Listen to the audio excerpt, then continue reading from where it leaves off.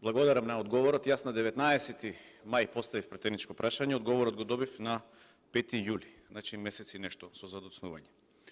Прашањето се однесуваше на набавка на резервни делови за оклопните транспортери Хермелин. Моите информации, моите сознанија кажуваат дека се набавени делови кои што не соодветствуваат на бараните спецификации, односно се набавени резервни делови за возила, например камиони и така натака, кои што се многу поевтини, а се вградени во оклопните транспортери кои што потоа беа користени за оценувањето на баталјонската борбена група. Значи, тоа е нашата НАТО единица. Зошто го поставив ова прашање и зошто не сум задоволен од одговорот? Најпрви се гледа дека од известувањето се гледа дека набавката ниту била планирана во 2021 година од претходната министерка Шекеринска, затоа што направила измена и дополна на годишниот план за јавни набавки во месец април, значи не е планирана на годишно ниво.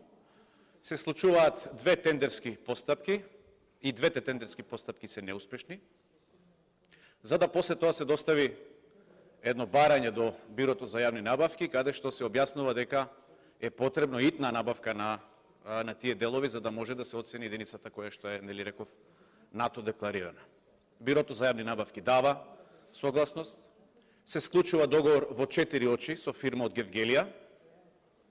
При тоа, во тоа преговарање практично за склучувањето во 4 очи, учествува една друга фирма, германска, која што е исфрлена од процесот, а која што, знаеме сите, дека за нијанса дава малку поскапа понуда од нашава фирма во Гевгелија.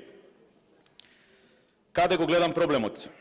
Моментот кога јас го поставив претеничкото прашање, тоа е 19 мај, првиот прием на средствата веќе бил направен и тој прв прием значи е направен на делови кои што не соодветствуваат на соодветните спецификации. После поставувањето на моето претеничко прашање, значи кога треба веќе да се прими втората пратка и третата пратка од деловите, тука веќе процесот застанува. Со ова гледаме дека е откриен еден голем криминал од 95 милиони, околу 1.500.000 евра. И тоа е спречен. За жал, ова е наследено од страна на претходната министерка Шекеринска, значи таа го подпишува договорот, таа го прави договорот во 4 очи, а сегашна министерка додека е во Соединетите Американски држави ги развива нашите билатерални односи со нашиот стратешки партнер, во меѓувреме некој тука прави одредени криминали и дава на подпис нешто за кое што не е свесна што подпишала. Со самото тоа гледаме дека е доставено известување без број и без датум дека е раскинат договорот. Времето помина.